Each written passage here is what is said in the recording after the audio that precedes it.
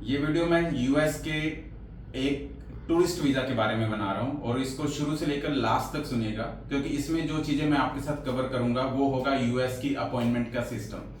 जो सबसे बड़ा क्वेश्चन रहता है आज की डेट में कि यूएस की जो अपॉइंटमेंट है वो आपको 1 या 1.5 साल के बाद की मिलती है।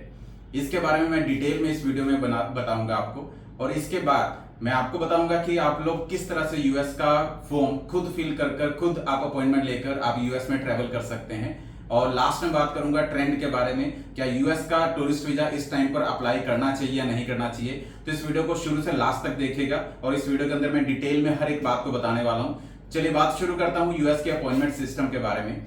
जैसा कि अभी लास्ट अपडेट से ये हुआ है कि थर्ड कंट्री एप्लीकेशन बैन हो गई है कि कोई भी इंडिया का पर्सन अगर दूसरी कंट्री में होता है तो वहां से वो यूएस की अपॉइंटमेंट नहीं उठा पाएगा। उसको अपनी कंट्री से ही, कंट्री ऑफ रेजिडेंस से ही अपॉइंटमेंट लेकर आपको इंटरव्यू शेड्यूल करना पड़ेगा। तो ऐसा होते ही क्या हुआ कि हमारे लिए अपॉइंटमेंट और ज्यादा डिले होती जा रही हैं, क्योंकि पहले जो रश था अब उससे डबल हो चुका है। अब दूसरी कंट्री के में भी जो एप्लीकेंट पहले अप्लाई करते थे वो सेम कंट्री से अप्लाई करेंगे तो ऑटोमेटिकली जो क्यू है वो बड़ा हो जाएगा, अपॉइंटमेंट और ज्यादा आगे की हो जाएंगी।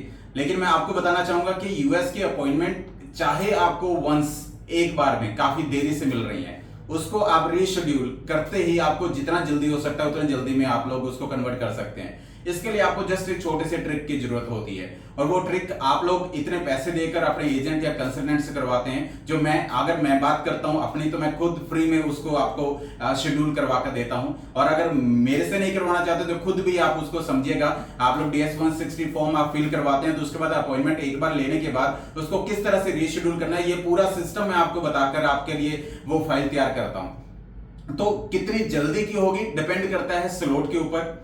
इट्स जस्ट लाइक आप एक ट्रेन की रिजर्वेशन करवाते हैं और रिजर्वेशन करवाने के बाद आप लोग उसी सेम रिजर्वेशन को अगर जल्दी में करवाना चाहते हैं तो आप लोग देखते हैं कि आप कितने जल्दी उसका स्लॉट ओपन होता है, कितने जल्दी उसका स्लॉट क्लोज हो जाता है। सेम ऐसा ही कुछ रहता है कि किस तरह से हम लोग थोड़ा सा ध्यान दें और किस टाइम पर ध्यान दें। ये कुछ ट्रिक्स होते हैं जो आप अगर मेरे साथ एसोसिएट रहते हैं तो मैं आपको पूरा ट्रीट करता हूं कि आप खुद से किस तरह से अपनी अपॉइंटमेंट को रीशेड्यूल जल्दी से जल्दी करवा सकते हैं, वो भी फ्री ऑफ कॉस्ट, जिसके लिए आपको थाउजेंड्स ऑफ मनी किसी भी पर्सन को देने की जरूरत नहीं है। इन टर्म्स ऑफ अपॉइंटमेंट, अगर मैं अपॉइंटमेंट की बात करता हूं तो अपॉइंटमेंट फ्री ऑफ कॉस्ट है, जल्दी से जल्दी अवेलेबल है।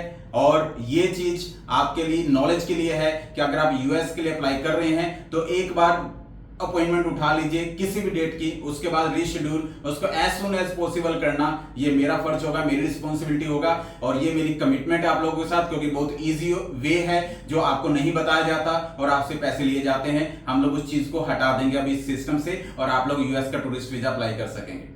अब सेकेंडली अब बात करते हैं DS-160 फॉर्म की। DS-160 फॉर्म एक ऐसा फॉर्म होता है जिसके अंदर आपकी प्रोफाइल को इंक्लूड किया जाता है। यस, ये केयरफुली हम लोग फाइल करते हैं क्योंकि इसमें लिखा जाने वाला हर एक पॉइंट आपके वीजा का स्टेटस बताता है कि आपका वीजा अप्रूव होगा या नहीं। ये DS-160 से तय हो जाता है। हर एक वो प्रॉपर इंफॉर्मेशन प्रॉपर तरीके से प्रेजेंट करना एम्बेसी को DS-160 का काम होता है। देखिए, जब आप यूएस के इंटरव्यूज के लिए जाते हैं तो वहां से आपसे कुछ ही क्वेश्चन पूछे जाते हैं। तो आप कुछ ही क्यों पूछे जाते हैं, इवन कुछ भी ऐसा होता है कि कुछ भी नहीं पूछे जाते हैं। रीजन ये रहता है कि आपका फॉर्म, आपकी इंफॉर्मेशन उनके सामने पहले से ओपन है और उसमें जो आपने फिल कर दिया है वो उसको एज अ फैक्ट सच मान रहे हैं, और उसको देखकर आपसे क्वेश्चन पूछने या नहीं पूछने हैं वो वीजा ऑफिसर उस समय डिसाइड कर रहा है। शक्ल देखकर वीजा होना ये तो एक रूमर है, आपके फॉर्म और आपके प्रोफाइल पर वीजा डिपेंड हो जाता है, ये पहले से डिसाइडेड उसी प्रोफाइल से हो जाता है। इससे इसको केयरफुली फिल करना होता है। आप खुद फिल करें या मेरे से करवाएं, ये आपकी खुद की इच्छा रहेगी, लेकिन इसको बहुत केयरफुली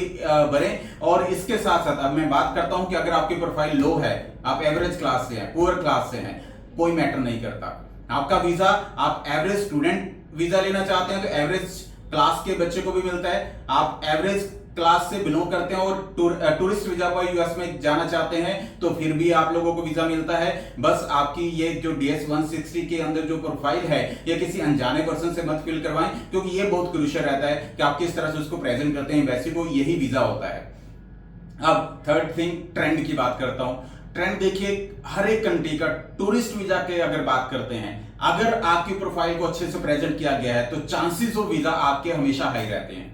किस टाइम हाई रहते हैं? हर टाइम हाई रहते हैं। यस, ये पीक टाइम जरूर चलता है। एक पर्पस अगर आपका अच्छा है, आपका वापस आने का रीजन अच्छा है, तो आप किसी भी टाइम में अप्लाई कर सकते हैं। आप यूएस जैसी कंट्री में डायरेक्ट भी अप्लाई कर सकते हैं। ये सभी चीजें यूएस से रिलेटेड हैं, कुछ लॉजिकल हैं, कुछ टेक्निकल हैं, बट जो लोग यूएस जाना चाहते हैं वो इन चीजों को समझिएगा। इस वीडियो को दोबारा से सुनकर मेरी बातों को, आई थिंक हो सकता है कि मैंने थोड़ा फास्ट बोला हो, लेकिन आप लोग इसको सुनिएगा, समझिएगा, और अगर फिर भी समझ में नहीं आता तो आप कभी भी मेरे से आकर मिलिए या मेरे से कॉल पे बात कीजिए। Thank you very much, all the best, जय माता।